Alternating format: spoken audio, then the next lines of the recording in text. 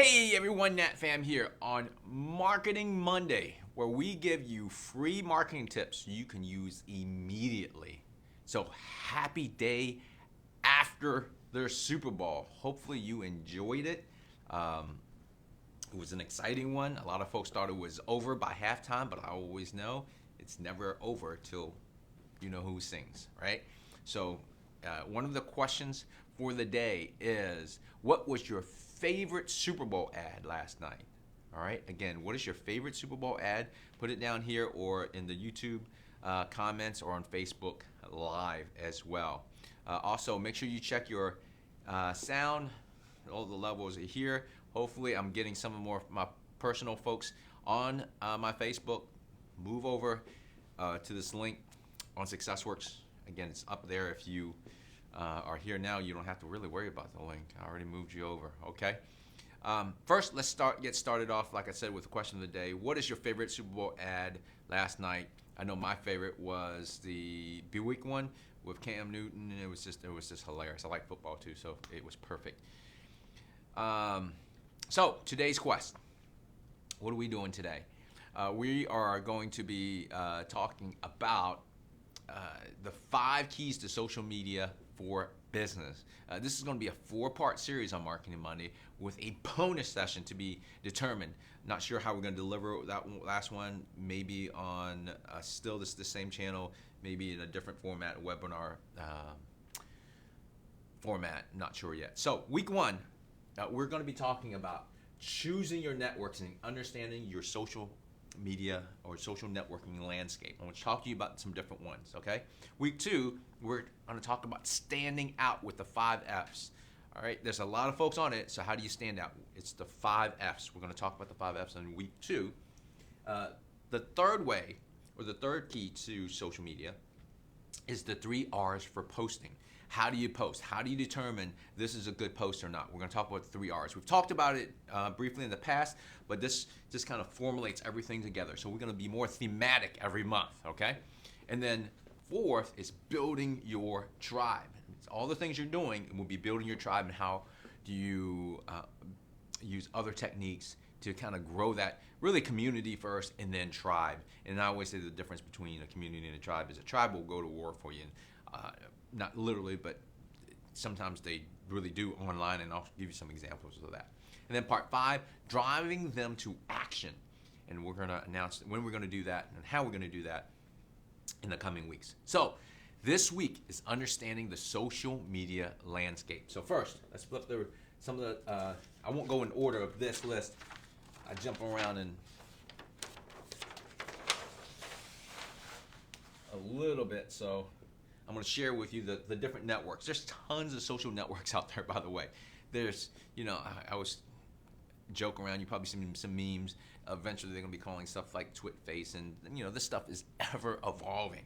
All right, social networking actually started in 1995. I tell a lot of folks in my seminars and workshops that it really started, in my opinion, even though a lot of people consider forums way back when sort of the original social network, but I consider classmates.com in 1995 the original social network. I was on that very early on.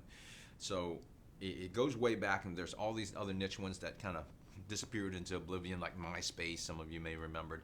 But we're going to talk about currently what's the big social networks you want to pay attention to for business, all right? And they are LinkedIn, Facebook, Instagram, Twitter, Snapchat, and YouTube. We're going to talk about all these different ones as well.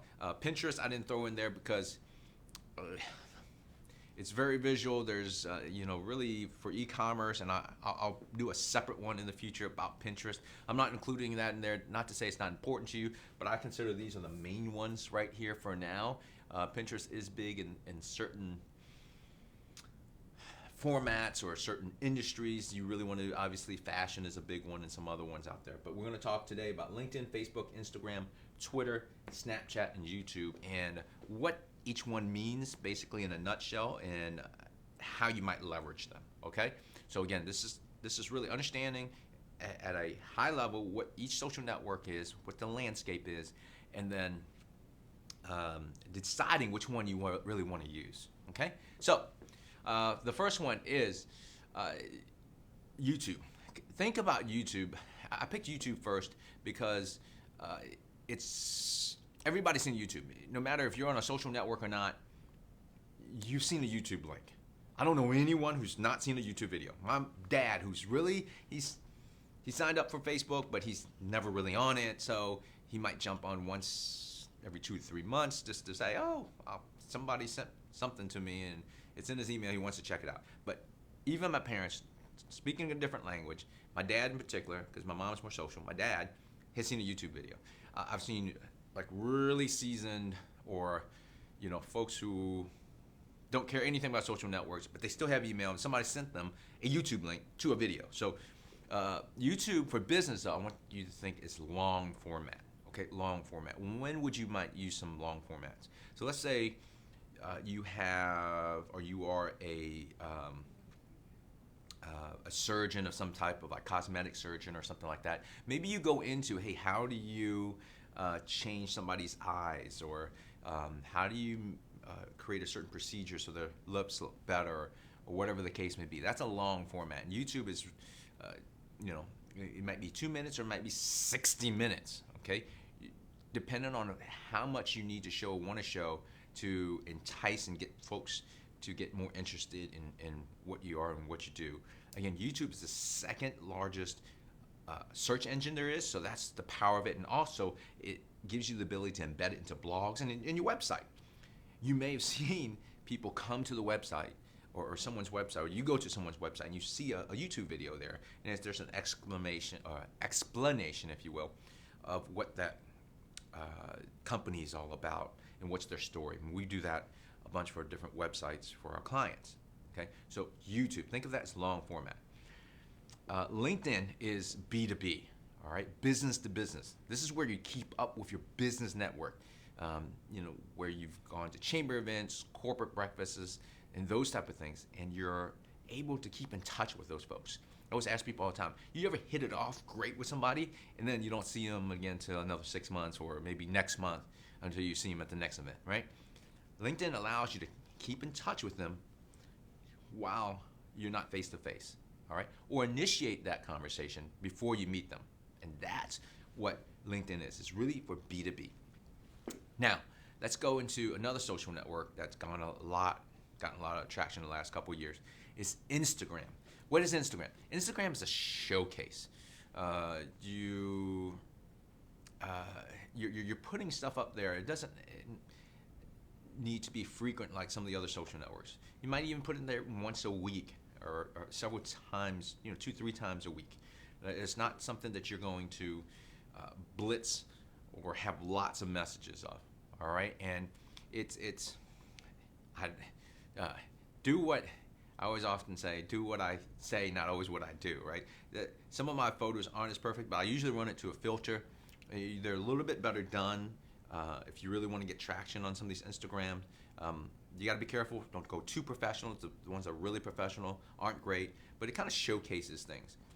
Typically, unless you have something of high value, or you're an e-commerce company, you're not going to post a lot in one day, right? You start doing that, so people start tuning you out, unfollow you, and those type of things. So Instagram's kind of a showcase, something really interesting. If you're a restaurant, you put in there the special of the day, and it looks real nice. You put a filter on it, or put a crop or frame, so that you're showcasing this meal for the day or the week, whatever the case may be.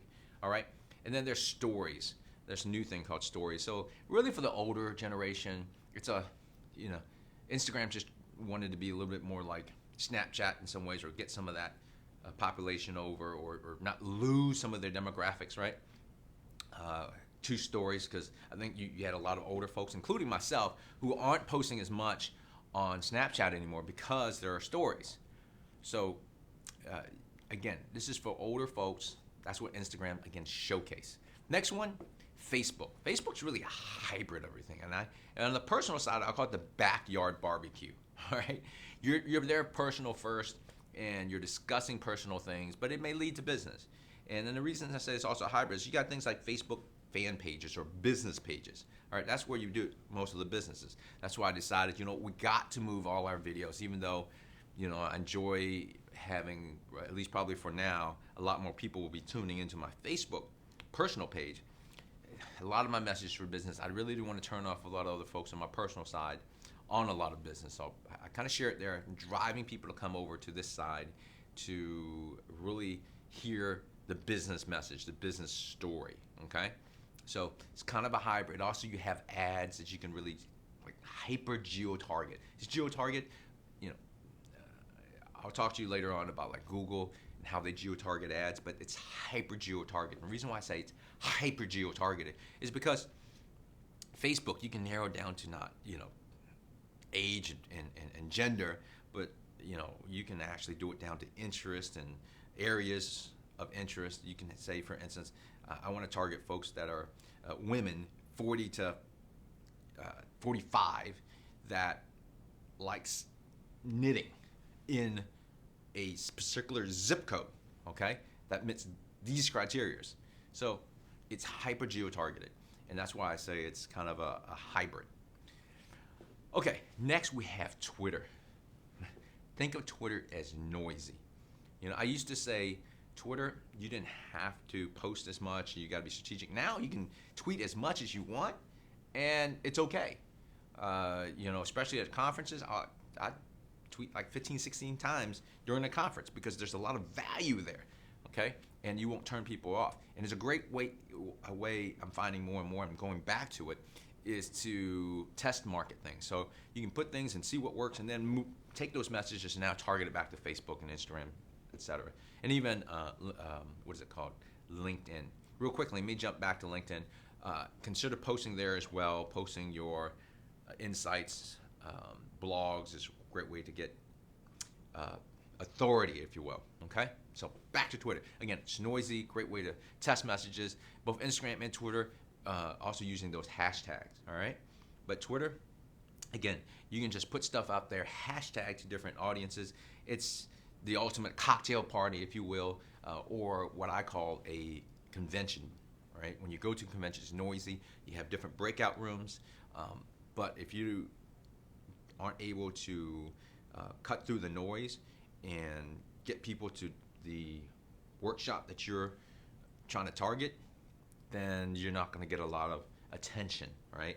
Eyeballs there. So Twitter, again, is noisy, but again, it's a lot of conversation that you can target as well.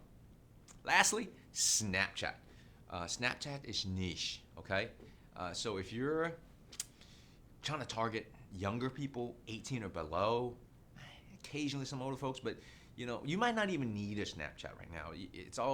There's a lot of buzz in it, but you may just want to have a presence there so that you know about it and you have that channel and use it later. I actually recommend everyone grab all the social networks that you can. You might have it dormant for the time being, but go ahead and register because they're like property, right?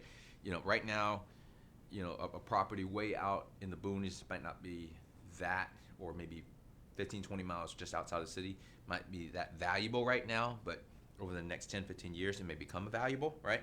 But this is cheap. You just reserve those names, again, on all the social networks, because you don't know how these things are turning out. Remember MySpace? I talked to you about that earlier. It was all the rage. I was on it, but now it's kind of disappeared into oblivion, at least for the business world.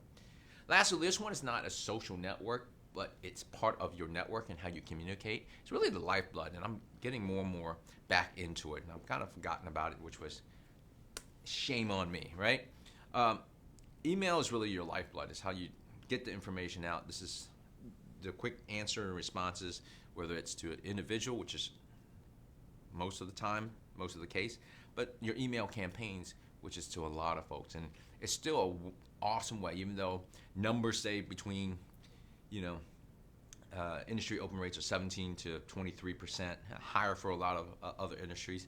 That's still pretty darn good, okay? And if you're really doing things correctly, you can still get 30, 40% open rates.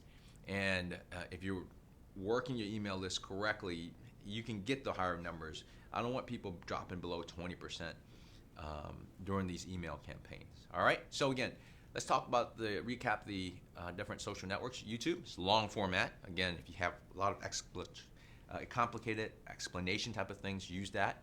LinkedIn, again, B2B for keeping up with business networks. Instagram, the showcase, all right? A little bit more polished photos and everything like that, but you don't need to post consistently or constantly, I should say. Facebook is the hybrid. You got the Facebook ads, you got the personal stuff, you got the business pages, again, the backyard barbecue. Twitter, noisy, okay? You can test a lot of things, get a lot of wide reach, but not always get a lot of depth to it. And then lastly, Snapchat. It's the niche, younger, 18 or lower, all right? So, and then lastly, again, email is your lifeblood. So keep growing that email and get folks engaged into that and subscribing to that. All right, so that's it for this week. We talked about, which one is this here for week 1 of the 5 keys of social media. We talked about choosing your networks, okay? Or understanding the landscape, and then from there, now you can hopefully better choose your networks a little bit, depending on your industry. Next week, we're going to be talking about standing out with the 5 Fs, okay? Standing out with the 5 Fs. So if you found value in the show today, whoever might enjoy this, please share this with them. Please, please, please. Go click the share button down here on your Facebook. If you are on YouTube, copy the link and email it to other folks. Post it on Twitter for me. I think we're going to have a ton of value that's going to help a lot of business owners out there. So please, please share that with them if you found value today. The other place you can find some cool interviews and podcasts, please check out natpham.com/podcast. Again, natpham.com/podcast. Some great interviews in the past year. We're going to work on some new ones this year as well. So thanks for joining in. Thanks for joining into the SuccessWorks Facebook channel. So till I see you online, connect with me on LinkedIn, friend me on Facebook, follow me on Instagram, Snapchat, and Twitter. Mention me. I promise I'll follow you back. Till next week, be successful and stay social. See ya.